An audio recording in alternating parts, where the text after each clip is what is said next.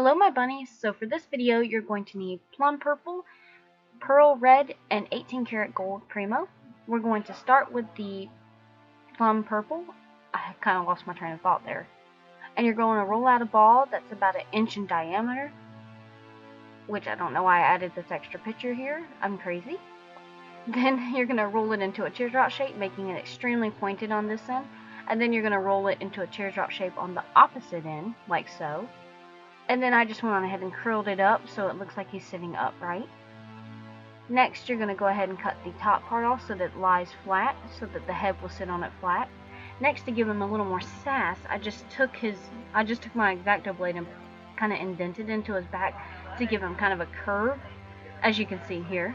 It just makes him a little more sassy, which I really like. Next, we're going to make the feet, so we're going to take 2 balls that are about 1/2 inch in diameter, and we're going to keep the size consistently throughout the tutorial, and roll these into chubby teardrop shapes. Sorry for the bad photo quality on some of these. Then just flatten them out with your index finger. Also ignore the red, I was painting that day. There's so much I'm telling y'all to ignore. Once you flatten them, they should look like this. They'll be round on the top and flattened on the bottom. Try to make them as thin as you can, but not too thin. Then go ahead and cut out the tootsies by cutting out 2 triangles on both feet. And then stick them on the body, wherever you'd like. You're going to notice that I moved these around a lot, but I wasn't quite happy with the placement. Next, we're going to work on the thigh pieces, so we're going to keep making 2 more balls that are about the same size as the feet balls were.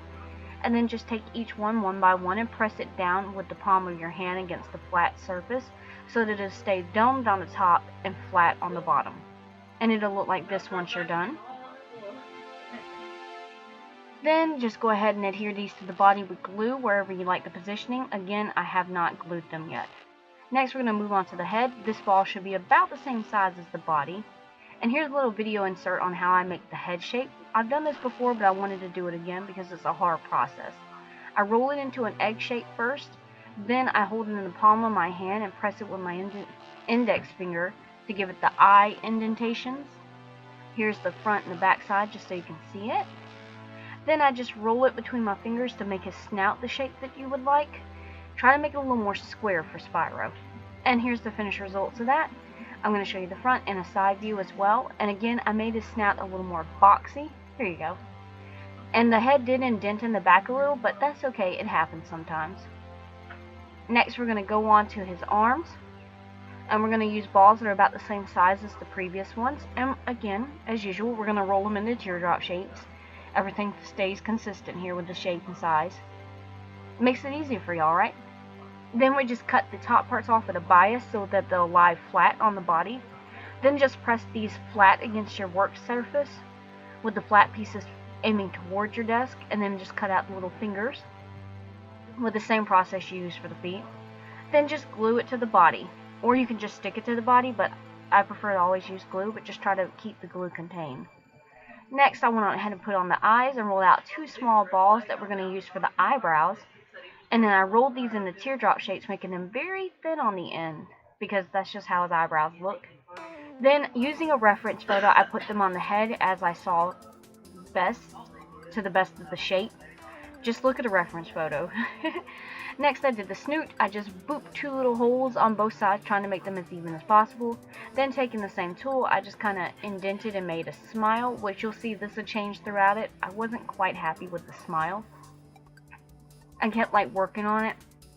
But you know, beggars can't be choosers here. Next, we're going to go on to the 18 karat gold primo clay. And we're going to make the horns first, so you're going to need 2 metal wires. Cut them into a C shape and glue them into the head so they'll stay in place, like so.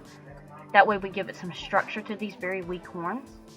Then we're going to roll out 2 clay balls that are the same size as the arms, the thighs, and the feet, the same size consistently. Roll these into very long teardrop shapes. And then, as usual, we're going to cut off the bottoms and make them flat, like so.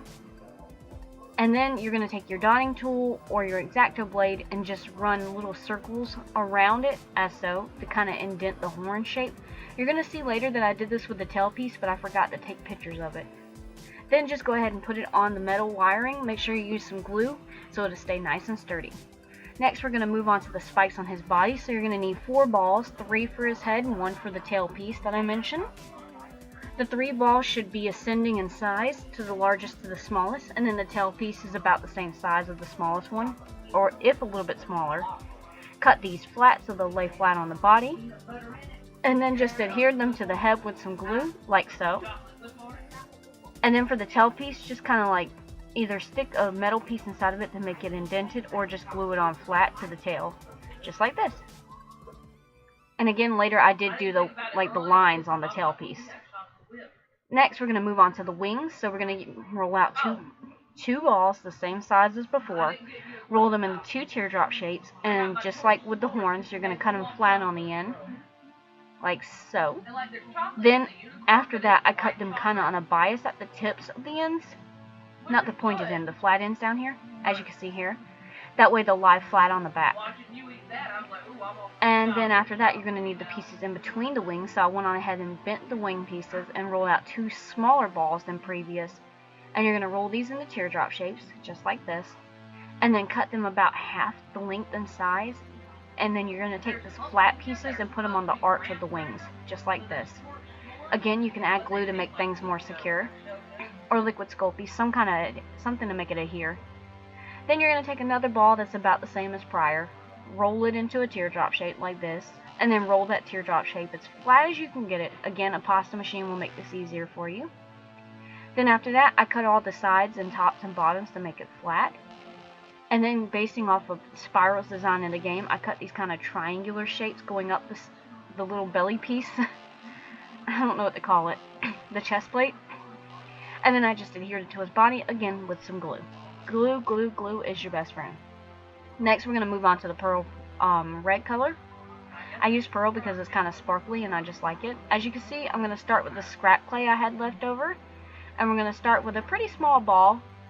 It's about the same size, maybe a little bit bigger than the prior ones. Then you're just going to cut out a triangular piece and make it flat on the bottom and stick it in between the wing pieces, the wing bones. I don't know what to call it. And then just cut it rounded. You can use an X-Acto blade to do the cuts too. And repeated this 4 times over, so we got the wings. And that's how I make all my wings. Then just taking some glue and some metal wire and sticking it into the back and gluing the wings onto the back. Finally, we're going to move on to the diamond that he's going to be holding. As you see, I started with the pointed one, but I moved to the rounded one on the bottom because I liked the shape better when he was holding it. And here we go. This is the finished piece. Now we're about to get ready for baking, so go ahead and take out the eyes, because these will melt if you use my eyes, the plastic beads. And then just put it in the oven for 350 degrees for 12 minutes. Then we're going to take, after it's fully dried off and fully cooled down, your Loctite glue and glue the eyes back in the sockets, as so. Isn't he adorable? Excuse me. I have allergies. Then we're going to take some gold paint and we're going to paint on a wooden base, make it gold because it matches the rest of them, and it's fabulous. You can do whatever color you want. I just like that it matched. Here's what the gold looks like once it's painted on there. Then you're just going to go ahead and glaze Spyro. Make sure you have him on like some kind of plate or something so he won't stick to your work surface. I learned that the hard way. Here's what he looks like when he's completely glazed. Nice and shiny and super sturdy, more so than he already was. And then you're just going to take E6000 and glue him to the base, and then you're done. Thank you all so much for watching. I hope you enjoyed this video. I look forward to seeing you guys next time. Don't forget to like, comment, and subscribe too. Bye-bye, YouTube.